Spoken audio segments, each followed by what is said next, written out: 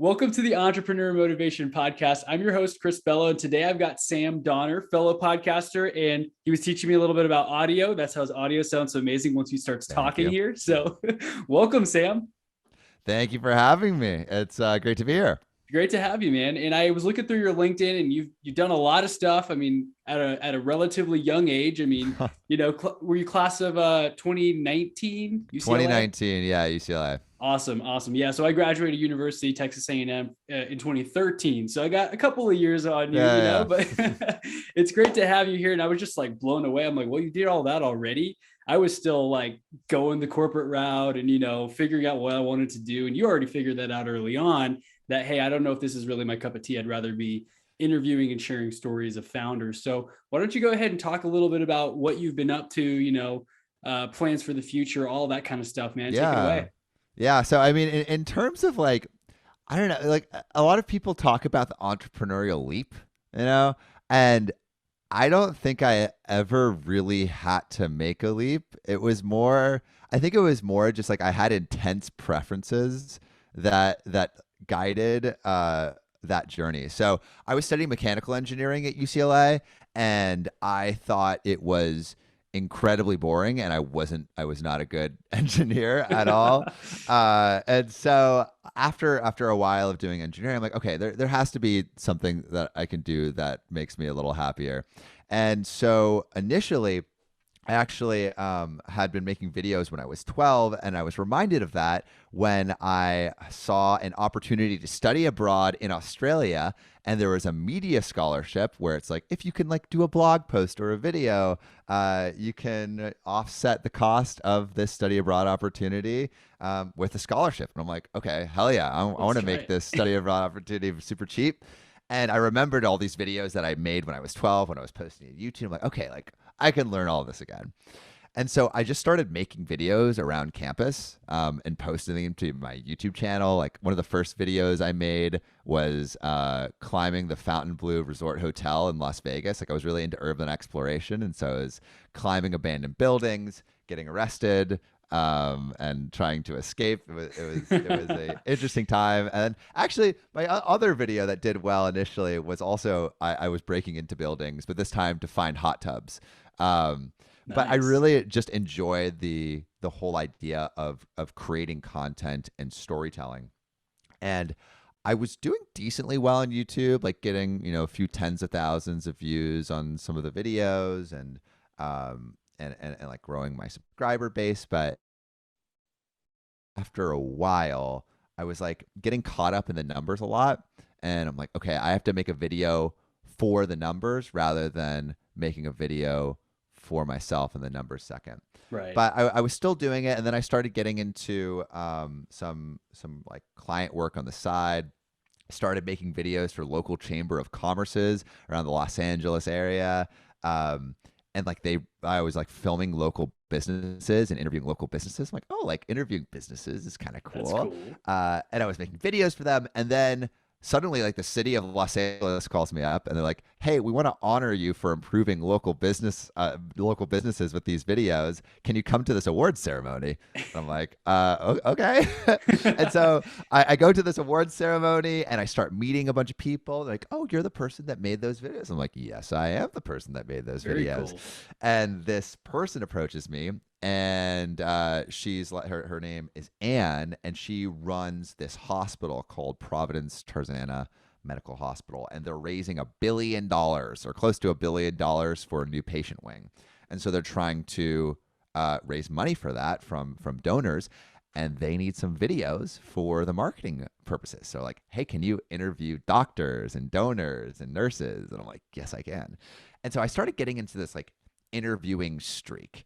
And I really, really enjoyed it. I made those videos. They went out into the world, and then Netflix hits me up, and they're Whoa. like, "Hey, we saw some of the videos that you're doing. Can you do some stuff for our post production department?" And now I'm like, okay, I kind of know what I'm doing here a little bit.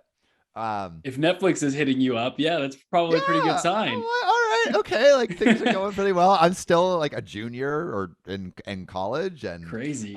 things are going well. And I'm collaborating with some of my other creator friends. One of my friends, Markion, I made some videos with him, and so I'm like, okay, things are going well.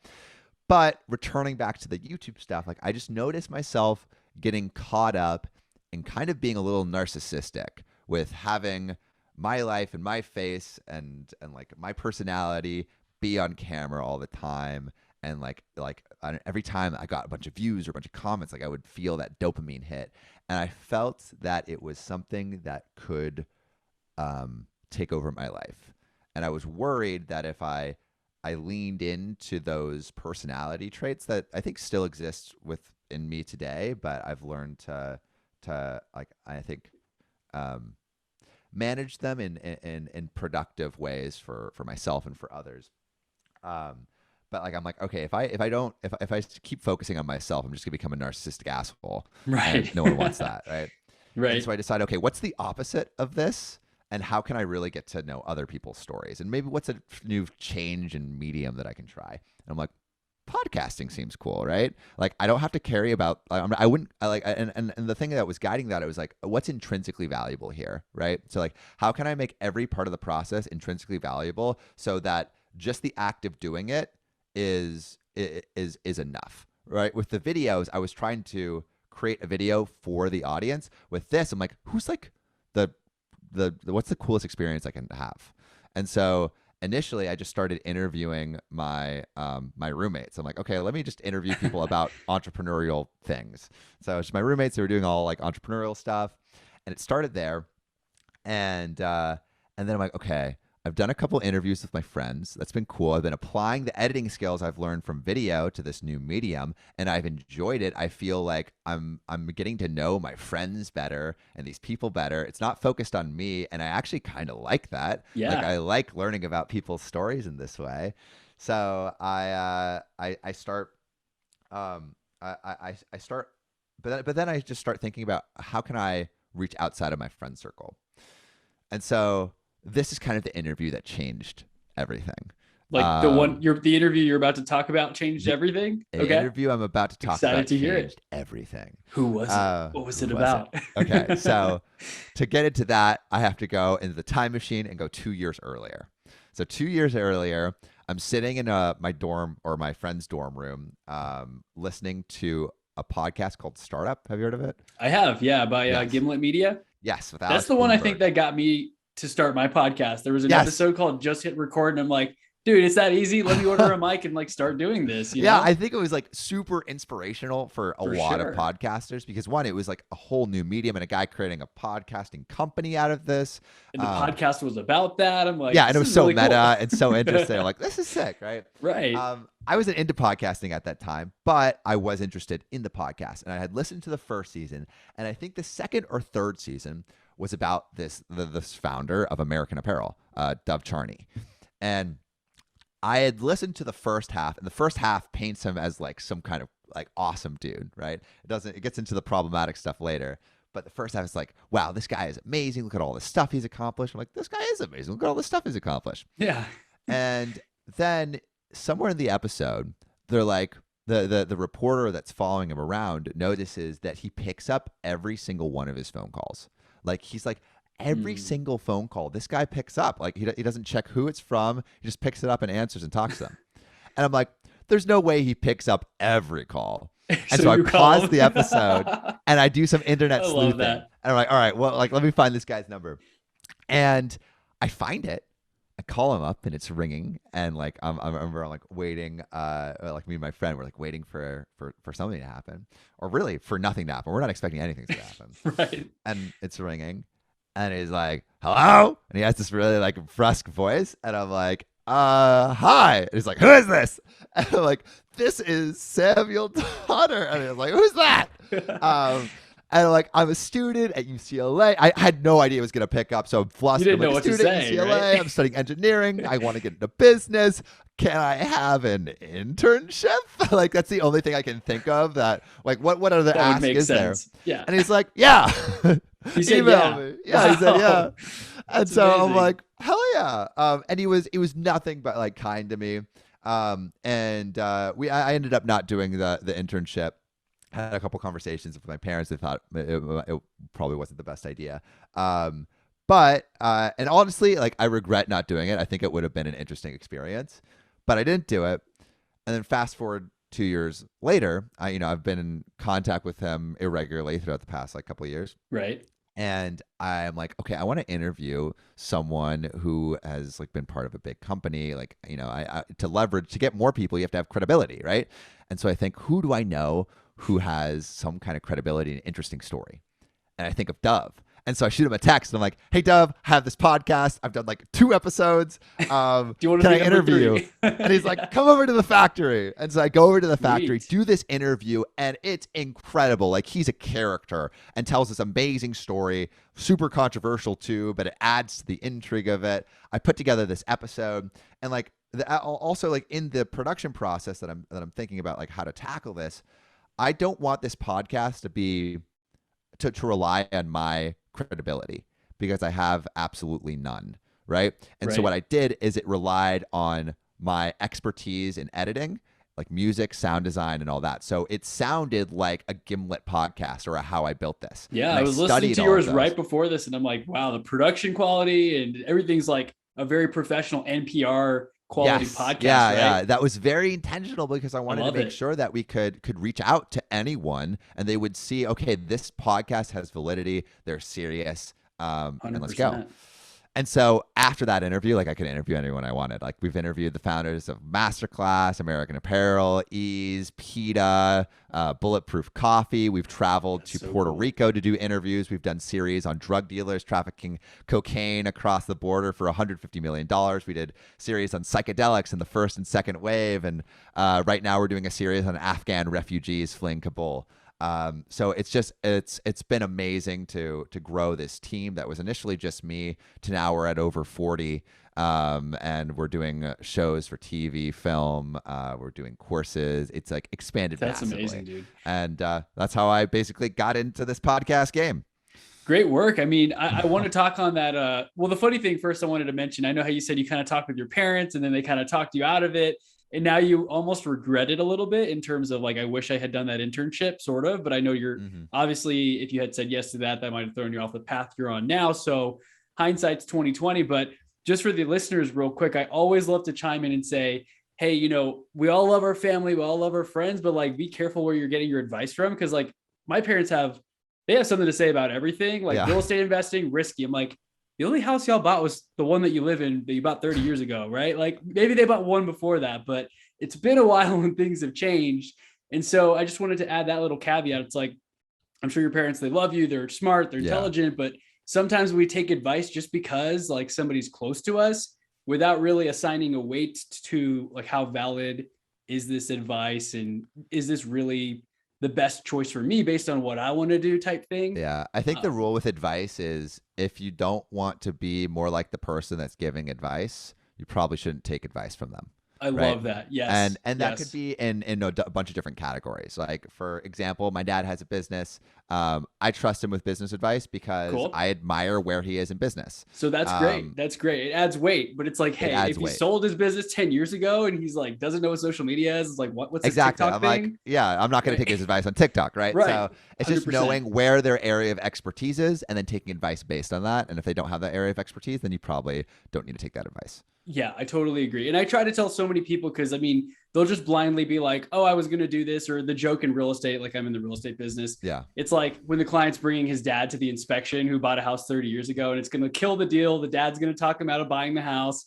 It happens quite often. So I just wanted to make sure to, like you said, hey, are they qualified in that area? If so, then their advice obviously is weighted more heavily than if that person's never done what it is that they're trying to tell you what to do. Or the other quote that I heard is like, never take advice from someone you wouldn't trade places with in that area. So same thing, right? If they don't know about TikTok, like don't even ask them about it. But if they've got 5 million followers, all right, I'm all ears. I'm taking notes. All right, let's listen up. Let's take some notes right here. 100%. But the other thing I wanted to touch on that was really cool is just how you stopped the podcast. You made that phone call. And while you did not take that internship, that led to you having that connection to therefore send that text, which turned into that first podcast, which then gave you that reputation, or at least more credibility when you're like, hey, look, you can leverage that audience, right? Tom Bilyeu, I'm sure if you've seen Impact Theory, I know his first guest, he's like, thank you so much for being my first guest. You took a chance on me when I was just starting this.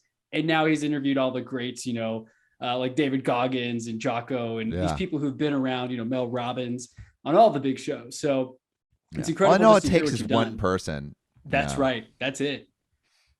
One It thing also can change helps your though life. that where I'm like a UCLA student, like I think like if you're a student reaching out, it adds a little bit more like, okay, I'm gonna help this person out. Like So a I think I mentorship had that type going for thing. me. Yeah, exactly. Yeah, 100%. When I saw the UCLA, I think you guys like there were a couple of UCLA emails on the thread, maybe some people in the production team and maybe even like a Yeah. Berkeley email I think I saw. Yeah, yeah. We have schools from all over the country. That's so cool to see what you're doing because Yeah. it's a way for people to actually get their foot into the door of like production and podcasting and this thing that has legs and is going to be around forever. Like if anything, more and more podcasts, I'm sure you know the stats better than I do. More and more people are starting podcasts. It's only going to continue to grow in the next 5, 10, Mhm. 15 years. I didn't even realize how long they have been around. Apparently it had been around and no one knew what it was. And then Oh yeah, like in Joe, like the early 2000s. yeah, like everyone's like, Uh, what is this podcast thing? And it didn't really catch traction until more recently. I mean, like you, I started listening to startup podcast and maybe like what were some of the other podcasts that you got started on? Was that one How of I the Built This How I Built This, was a Guy big Raz? one. Yep. I also Radio Lab, Invisibilia, 99% Invisible, like Yep. oh, Did and you then ever the Tim listen to like Ferriss Y show. Combinator? Like they had like a how to start No, a startup series or something. Tim no, Ferriss was that show. good? That one was pretty good. I mean, it's been a while. I was more on the startup area, and you kind of find your way. I was more like, I want to do a startup. I want to have a software business. I want to create an app.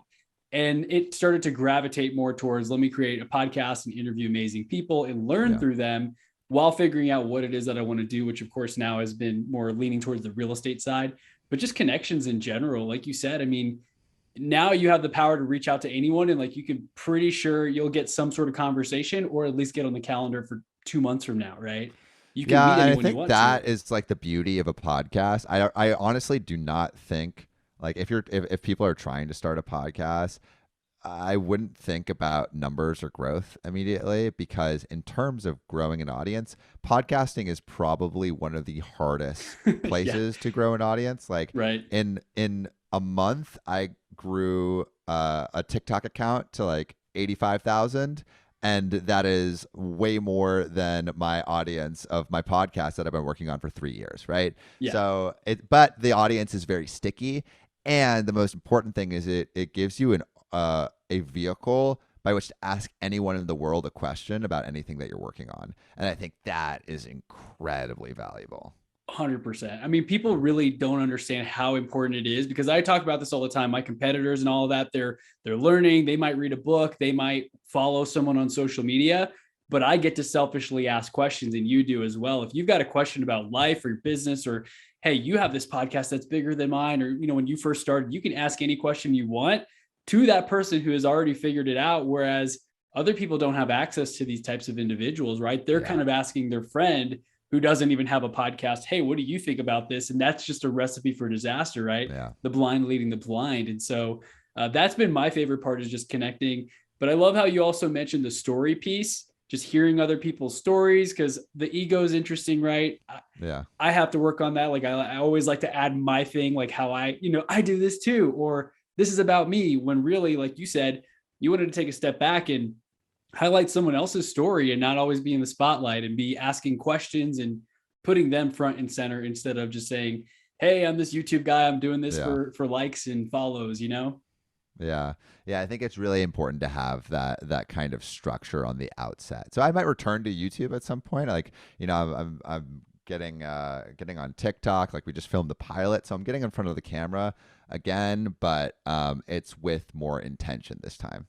Right. So this time coming around, when you get back onto YouTube, are you planning on incorporating that with your podcast, or are you going to take that in a different direction, more personal feel? Yeah, so like how I'm thinking about content these days is like uh podcasts are solid for stickiness but terrible for growth. Yeah. So I use like higher growth socials like LinkedIn and TikTok to move people up the funnel towards like YouTube and then towards podcasts because podcasting is one of the like stickiest in terms of retaining consistent numbers, whereas like with YouTube you could get a video that gets like 1,000 and then a video that gets 1,000,000, and you don't have any consistency. But the discoverability is there in YouTube Yep. and TikTok. The So searchability too. yeah. So I've been framing this most recent project, OKOP, which is like a comedy podcast. Like how I thought about it is I thought about it, I thought about the long form and short form content that would come from it simultaneously. And so I'm like, okay, how can a long form content piece exist at the same time as the short form content piece? And how can I make sure that I'm optimizing for both simultaneously and Mhm. maybe weighting this one even more? It's like, how can I weight the short form content even more to grow the long form content? And I've been thinking about that throughout my strategy in this next show, whereas with Finding Founders, my original podcast, it was like, how can I make the best piece of art? And I think we've been Yes. very successful in that. And it's like I mean, that's why I've been able to like work with Wondery and KCRW and like these big podcasting companies because our content is like so good. But now I'm focusing on more. Okay, so I've done the really good content stuff. I've been able to produce stuff for TV and film through that. But now, how can I build a really big community? And to do that, you have to have that multi-pronged approach of focusing on short form and long form content. Yeah, that's something that I have been weak at as well. I know a lot of people do that quick. Like you said, you want to put more emphasis on the short term because that will drive the interest. It's almost like the hook that will therefore grow the long-term podcast. Like, hey, yeah, I'm willing to invest 30 seconds in listening. Is this good? And if not, I won't listen to the full thing. But if it is, which with your production and everything and the questions you're asking and the quality equipment, plus you're just a great speaker in general. I just had to like mention that you're like you're thinking things through and like your facial expressions and your tonality. You can tell you've done this for a while and you've really worked at your craft. But that is what draws people in to therefore drive that other growth. And also what you mentioned there, the podcast thing, yes, it is more sticky. It is a lot slower to grow, but I'm sure you have this. I do as well. I've got listeners who've listened to me since like episode 15, and here I Yeah. am past 300 and they're still sticking around. Whereas maybe a video will go viral on YouTube or TikTok, but it's like a flash in the pan. Maybe they follow you, maybe they don't. Maybe they subscribe to your email list, but maybe they don't, right? Yeah. And then They still also don't know like who you you could are. get suppressed, right? With like Exactly. TikTok and YouTube, the algorithm can shut off the spigot and you get no viewership. Whereas at Right. least with podcasts, it might be slow growth, but at least it's reliable. Yeah, I think a podcast is probably more like an email list in a way where it Exactly. does take a long time to grow and nurture. But if you're providing value over time, maybe someone's not going to reach out and buy your product or service or reach out for years, but they're reading, they're clicking, they're kind of staying engaged, right? Yeah. I think that's the same thing with a podcast until maybe 2, 3 years in, you offer a new program and you're like, hey, $5,000 a seat. We've got 10 seats. We're doing this master class, at this convention center. Who wants to join? And you sell out in like 10 seconds, right? Yeah. That's what this audience can do once they are primed, I guess. And also just the value you've given them over the years has been so strong that they're like, $5,000 is a no brainer. I'm ready to sign up. Yeah. Yeah. I think that the loyalty built in is crazy. Absolutely.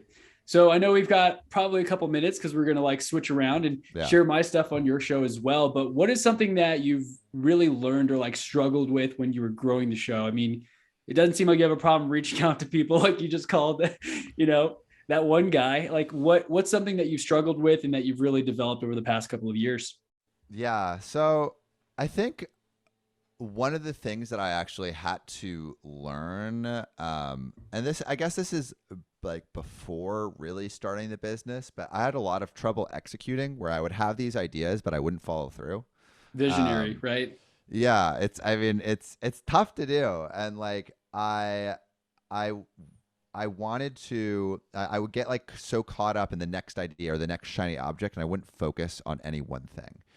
And so eventually, like I just kind of I started just making small decisions really quickly. So usually, in college, like someone would say, like, where do you want to go for lunch? I'd be like, where do you want to go for lunch? I would always like It'd be a 10 off. minute thing. Yeah, yeah. And I just offload decision making responsibility onto everyone around me. Right. And so I was very easygoing, but also like without direction.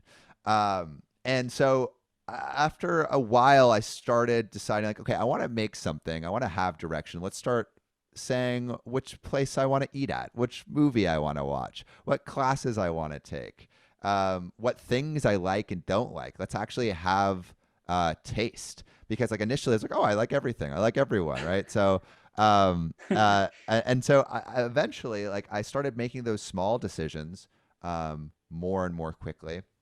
And funny enough, it made the larger decisions easier to make, and also much more. I made those large decisions much more quickly. So in the case of calling up Dove, the American Apparel guy, like, it was a split-second decision. It's like, okay, then I'm just going to do this, and it led to this more action-oriented mindset. And so I think for people who are struggling with executing and just decision making, it starts small. Like, don't think you're going to solve the direction of your life immediately if you can't pick out what table you want to buy. Mhm. Figure out how to buy tables quickly, and then you'll figure out the rest of your life. That is such great advice, because I think many entrepreneurs struggle with that when they first get started. Obviously, shiny object syndrome, chasing too many things at once. But the execution piece, if you've ever read the book Traction, it's great if you have not, but I'm sure you might have heard of like the idea of visionary versus the integrator. A lot of entrepreneurs are the visionary. Like, we can come up with these amazing $1 million ideas, like the Ubers and the Airbnbs of the world. But then when it comes to executing, there's like, man, there's all these steps and we need to document the process. Like, this is too much. I'm already on to the next idea, or at least trying to create that. So it does help to bring in people to support you, which of course now you have the team and everything around you to take your vision and run with it and execute it. And for me, it's like my personal assistant is very detail oriented, documents everything. I'm more like the send the email and forget. And then 2 weeks later, I get the email back that it's done. And I'm like, oh yeah, I forgot I even had that idea, but thank you. Yeah, I think having those people that keep you accountable for that kind of stuff Accountable. Yes. increases your momentum. I remember, like, the first part of building a team, like before I had a team, I was releasing episodes maybe like once every couple months because they just took so long to produce. And then Yeah. as I started building a team, it was no longer oh, do I want to edit this today? It was like, no, I have to edit this today. I The have to team needs record it. this today because the team needs it. Yeah. And that momentum just spurred me to continue. So I think a team can be a really good way to gain traction early on if you're having trouble with that, because those other people keep you accountable. Absolutely. Accountability is just the toughest part for many of us, like solopreneurs, especially when we start. I have a call, in an hour and a half, for example, with an accountability partner. We talk every 2 weeks. And it's for that very thing. Half the time I'm like, I said I would do these 3 things 2 weeks ago. I've only done one of them. Like, let me do another real quick so that I don't have to tell him that why I didn't do it. It's almost, you don't want to feel bad about not doing the small, simple things that you said you would do. So when you have a team or you surround yourself with people who hold you accountable, that's where you start to take those micro steps Yeah. that therefore lead to saying yes or making decisions faster, even for those bigger decisions, which has led you to where you are now. Reoccurring calls, dude. That's So it. important. I have like 15 or 16 reoccurring calls on a 2 week basis. And That's like, it. it's just helpful if you want to keep in touch with friends. But if you're trying to have an accountability partner, like, I have accountability partners for every area of my business life and personal life. That's game And it's changer. phenomenal. It's phenomenal. I've turned a bunch of my friends onto it too. It's great. Yeah, it's funny because I almost felt like so how many accountability partners do you have right now? You said Maybe several, like right? 10 or 15. Yeah, I Yeah. almost felt like, well, I already have an accountability partner. Why would I need another? But you almost hold each other accountable, like you said, to different things. So same thing. I think I have 3 or 4. One of them I meet every 2 weeks. One of them I meet monthly. It just depends on the frequency, but it is nice to just touch base, decompress, share wins, share Yeah. losses, and just move forward. Right, inch the ball closer and closer to the end goal or the field goal. I don't know. I don't really play sports, so I'm like the soccer goal. Let's just say that. Yeah. And amazing things will happen. But dude, Sam, this has been an amazing interview. Is there anything else you'd like to share? Any nuggets? I mean, we've already gotten so much value here that I'm like mind blown. Well, if you want to check out more of what we do, check out Finding Founders wherever you get your podcasts. We release 2 episodes a week from entrepreneurs all over the world telling their life stories, so you can learn how to incorporate those lessons into your own life. So check it out. I'll definitely be sure to link all of that up in the show notes. Everyone go check it out. The production, the quality, the questions you ask, everything is spot on. And it inspires me to make my episode a little better too. I'm like, I'm just releasing these on the fly. I need to take a little more time to do a little more production value type stuff as well. So you've inspired me today as well. So thank you, Sam. Thanks for sharing your story. And I look forward to staying in touch. Hey, everybody. Thank you so much for being a listener to the show and for checking out my message. If you've been here for a while, I'm especially grateful for you. But if you're new here, thank you once again for being a listener. Just wanted to let you know, I help people buy, sell, or rent real estate across the nation in the US. I probably could even help you across the world, but it just gets a little more difficult with time zones and setting up times to chat. If you have any questions at all, shoot me a DM on Instagram. My handle is chrisbello_, or you can also go to my website, chrisbello.com/real estate. Again, that is chrisbello.com/real estate. Happy to help any way that I can. And thank you once again for being a listener.